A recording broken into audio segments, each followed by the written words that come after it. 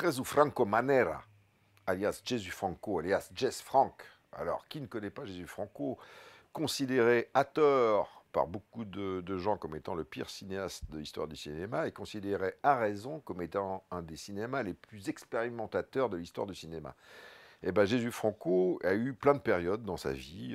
Voilà, il y a eu des périodes où il faisait des polars, des films d'espionnage, voilà. Et là, on arrive au début des années 70 et il est dans sa période pop, psyché, érotique. Et dans cette période-là, il réalise un film qui s'appelle Crime dans l'extase. Un film très rare, dans lequel on retrouve celle qui deviendra le temps de quelques films son actrice fétiche, qui s'appelle Soledad Miranda, et qui est, à mon goût, qui était une des plus belles actrices de toute l'histoire du cinéma.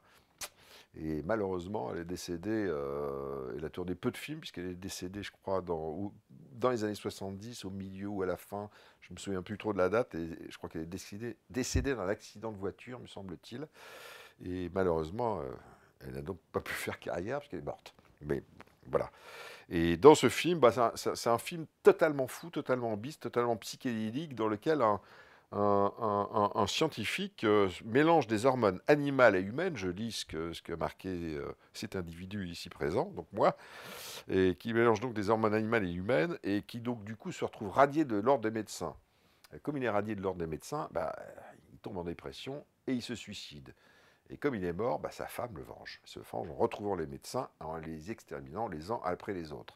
Alors c'est drôle parce que quand j'y repense, c'est un peu une version inversée de l'abominable Dr. Phibes, dans lequel c'était un médecin joué, un docteur joué par Vincent Price, tuait les médecins responsables de la mort de sa femme. Là, c'est l'inverse.